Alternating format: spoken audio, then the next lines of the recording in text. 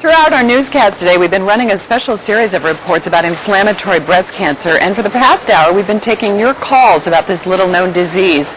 Como 4's Michelle Esteban is back live at our phone bank now, and I know that this story has touched an awful lot of people, Michelle. Well, Kathy, we heard from hundreds of viewers, and I know you got those emails, too. Tonight, we profiled two women, one who watched a report and took action, and another who knows IBC is beatable.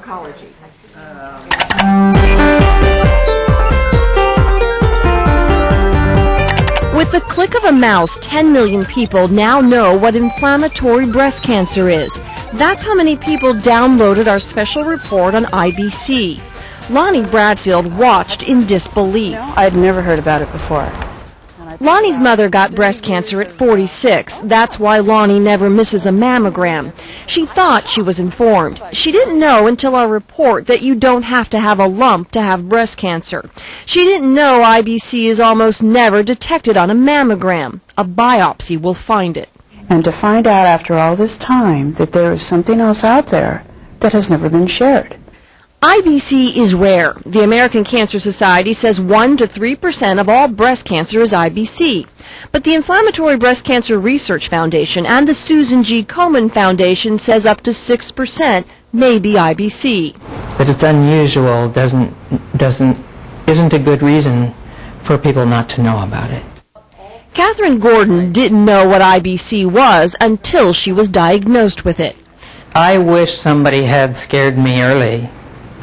I wish, I am still angry that my life is threatened by something I never heard of. My physician, who I consider a well-prepared woman, didn't have a clue either. Catherine says her family doctor said her symptoms, a red, blotchy, swollen breast, hot to the touch, was a reaction to hormone replacement therapy. Catherine went back to work and forgot about it.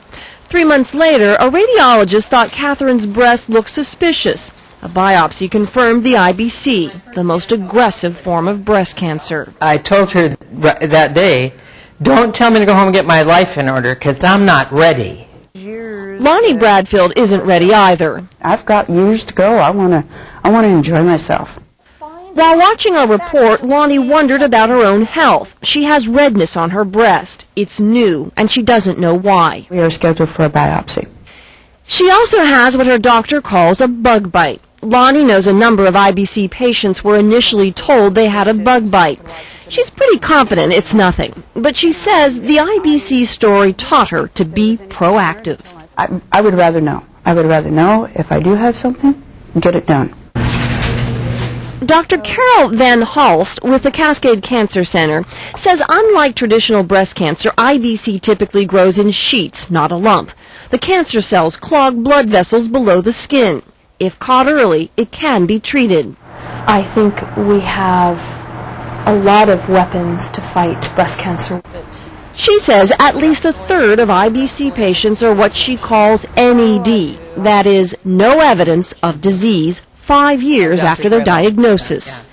And I'm currently what they call NED, there's no evidence of disease, which I think means no expiration date, actually. and I have no plan to expire.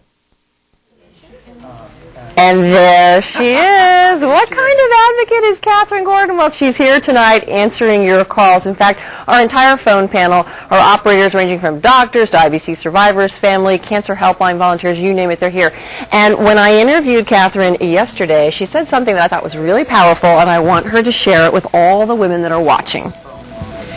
And it really boils down to that every woman deserves a thorough explanation to any questions about the conditions of her breasts.